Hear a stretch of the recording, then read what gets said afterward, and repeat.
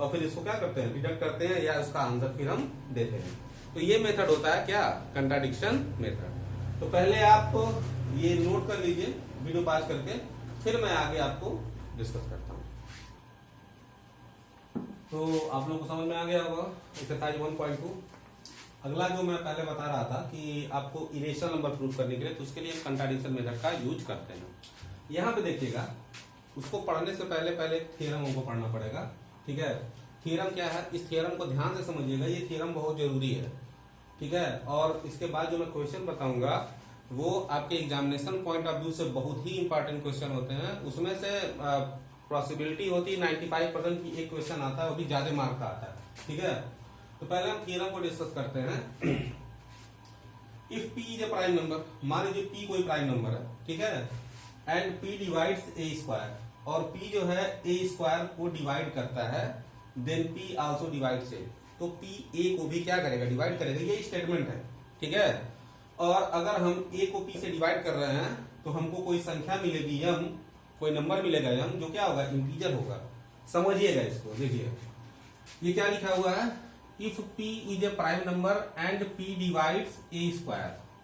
देखिएगा, मान लीजिए कि 3 इज अ प्राइम नंबर, ठीक, 3 क्या है, एक प्राइम नंबर है, बात समझ रहे हैं आप, है ना। 3 क्या है, प्राइम नंबर है। इफ 3 डिवाइड्स 6 का स्क्वायर, अब देखिए 3 6 के स्क्वायर को डिवाइड करेगा ना, 6 का स्क्वायर कितना होगा, 6 का स्क्वायर होगा 36, और 36 को अगर हम 3 से डिवाइड करेंगे तो कितना आएगा, 12 आएगा, डिवाइड कर रहा है ना। तो इसका सीधा सीधा मतलब ये हुआ कि 3 आल्सो डिवाइड्स 6। तो देखिए जब 3 6 के स्क्वायर को डिवाइड करेगा तो 3 क्या करेगा, 6 को भी डिवाइड करेगा, ठीक है। 6/3 कितना हो जाएगा, 2 कर रहा है ना। यही थ्योरम मैंने लिखा था कि अगर p कोई प्राइम नंबर है और p अगर a स्क्वायर को डिवाइड करता है तो p क्या करेगा, a को भी डिवाइड करेगा, ठीक है। और देखिए लास्ट में मैंने लिखा है कि अगर a को p से डिवाइड करेंगे तो हमको यम क्या होगा, एक इंटीजर होगा। तो जब 3 6 को डिवाइड करेगा तो 6/3 कितना हो जाएगा, 2, तो 2 इंटीजर है कि नहीं है ना, ठीक है। तो ये थ्योरम बहुत जरूरी है आगे उसको पढ़ने के लिए, ठीक है। अब देखिए जो मैं आपको समझा रहा हूं इसको बहुत ध्यान से आप इसको समझिएगा, ठीक है। आगे के चैप्टर में जो क्वेश्चन आएगा इसी तरीके से आएगा, ठीक है। जैसे एक मैं आपको एग्जांपल दे रहा हूं, प्रूव दैट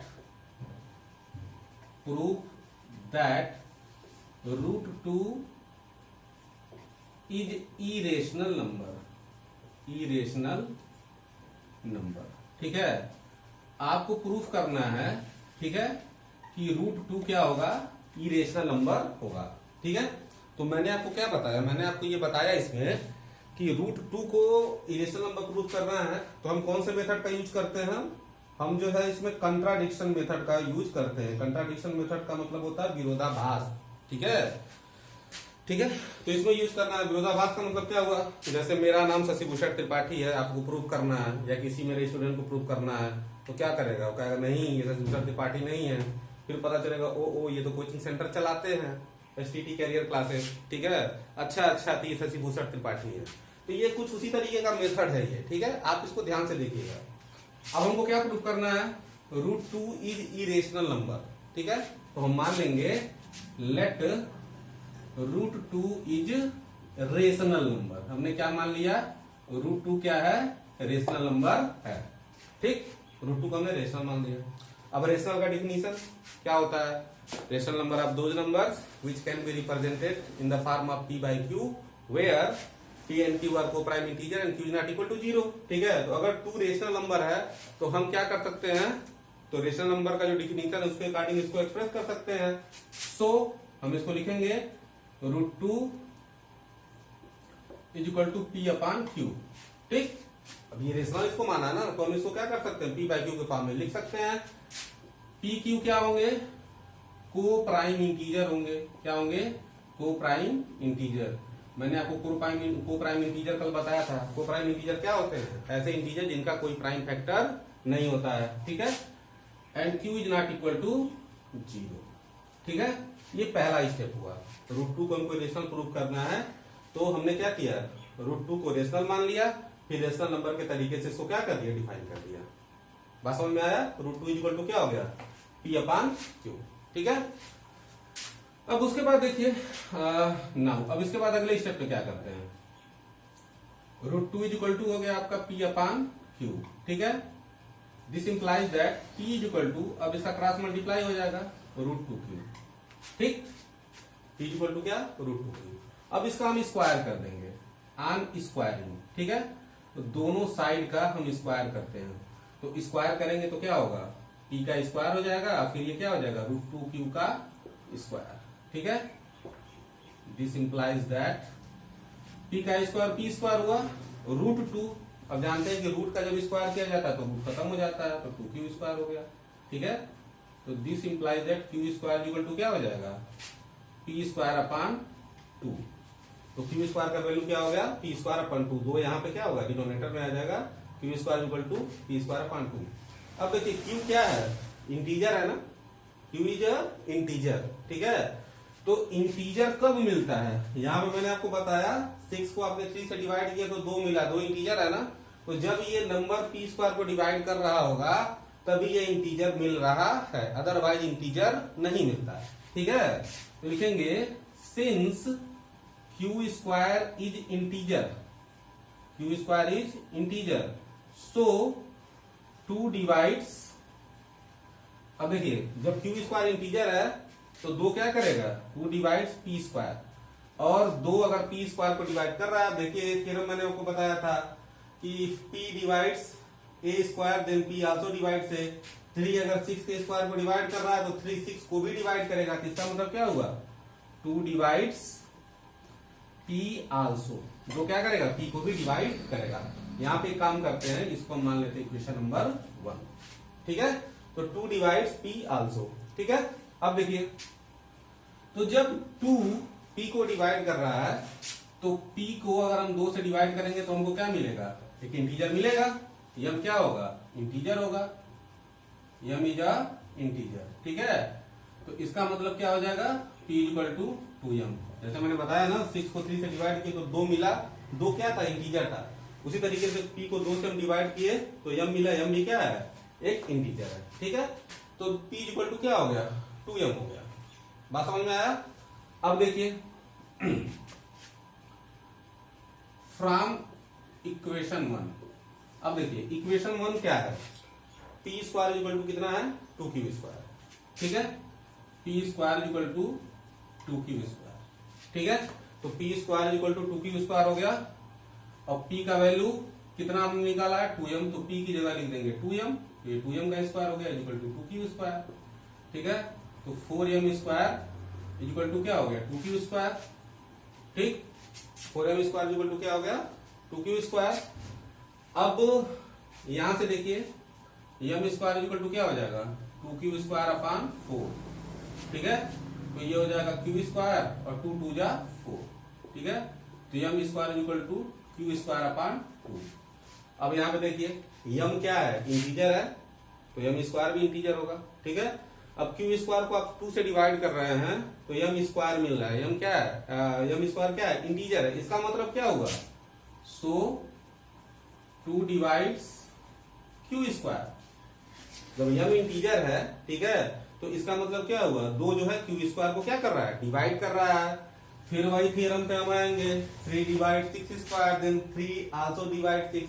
अगर 2 Q² को डिवाइड कर रहा है तो इसका मतलब क्या हुआ, 2 आल्सो डिवाइड्स Q। ठीक है। यहां पे हमारा काम आके खत्म होगा। अब ये प्रूफ हो गया। प्रूफ कैसे हुआ इसको देखिए। देखिए हमने शुरू में क्या माना है कि √2 इज रेशनल नंबर। √2 क्या है, रेशनल नंबर है। ठीक है। तो √2 is equal to P/Q। Q क्या है, को प्राइम इंटीजर है। ठीक है। को प्राइम इंटीजर क्या होते हैं, कि जिनका कोई भी कॉमन फैक्टर नहीं होता है। ठीक है। यहां देखिए इन 2 चीजों पे जरा ध्यान दीजिएगा, 2 डिवाइड्स P, आपने देखा 2 क्या कर रहा है, P को डिवाइड कर रहा है। यहां पे इसको देखिएगा, 2 डिवाइड्स Q, 2 Q को भी डिवाइड कर रहा है, तो 2 P को भी डिवाइड कर रहा है, 2 Q को भी डिवाइड कर रहा है। इसका मतलब क्या हुआ, सो 2 is a common factor of both P and Q। तो इसका मतलब दो क्या हुआ, P और Q दोनों का कॉमन फैक्टर हुआ। तो जब दो दोनों का कॉमन फैक्टर है, इसका मतलब क्या हुआ, जो हमने ये माना है कि P और Q को प्राइम इंटीजर है, ये गलत है ना। कि को प्राइम इंटीजर क्या होते हैं, क्योंकि कोई कॉमन फैक्टर नहीं होता है। तो जो हमने माना, हमने क्या माना था, P और Q को प्राइम इंटीजर है, √2 रेशनल है। तो अब इसके अकॉर्डिंग क्या हो गया, ये जो हमारा एजम्पशन है ये क्या है, गलत है। ठीक है, तो गलत हुआ, इसका मतलब क्या हुआ, √2 रेशनल नहीं है। तो रेशनल नहीं होगा तो कैसा होगा, जो नंबर रेशनल नहीं होते हैं वो क्या होते हैं, इरेशनल होते हैं। ठीक है, तो यहां पे लिख देंगे 2 is a common factor of both P and Q। ठीक है, so our assumption is wrong. ठीक है, क्योंकि अगर √2 रेशनल नंबर होगा तो P और Q को प्राइम इंटीजर होंगे। तो जब एजम्पशन हमारा रॉन्ग हो गया तो इसका मतलब क्या हो गया, सो √2 इज इरेशनल नंबर। ठीक है, √2 क्या होगा, इरेशनल नंबर होगा।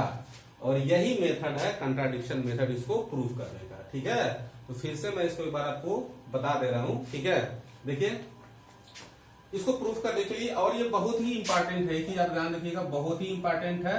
और ये यहीं पे इंपॉर्टेंट नहीं है, ये आगे के क्लासेस में जब आप जाएंगे पढ़ने के लिए मैथमेटिक्स, तो हर जगह ये कंट्राडिक्शन मेथड यूज होता है। ठीक है, ये बहुत जरूरी है। P कोई प्राइम नंबर है, अगर P a स्क्वायर को डिवाइड करता है तो P a को भी डिवाइड करेगा। जैसे 3 अगर 6 के स्क्वायर को डिवाइड करता है तो 3 6 को भी डिवाइड करेगा। तो यहाँ पे हमको प्रूव करना था क्या, √2 रेशनल नंबर है। ठीक है, तो हमने मान लिया ये रेशनल है। रेशनल मान के फिर क्या हुआ, हमने रेशनल नंबर के हिसाब से डिफाइन कर दिया, इसको P/Q लिखा, P Q को प्राइम इंटीजर है। फिर हमने प्रोसेस किया, तो प्रोसेस में हमको क्या पता चला, 2P को डिवाइड कर रहा है। फिर उसके आगे क्या पता चला, 2Q को डिवाइड कर रहा है। तो इसका मतलब 2 क्या कर रहा है, P को भी डिवाइड कर रहा है और Q को भी डिवाइड कर रहा है। इसका मतलब 2 P और Q का कॉमन फैक्टर है। लेकिन हमने लिखा क्या है, P और Q को प्राइम इंटीजर है, मतलब इनका कोई कॉमन फैक्टर नहीं है। तो हमारा एजम्पशन क्या है, रॉन्ग है।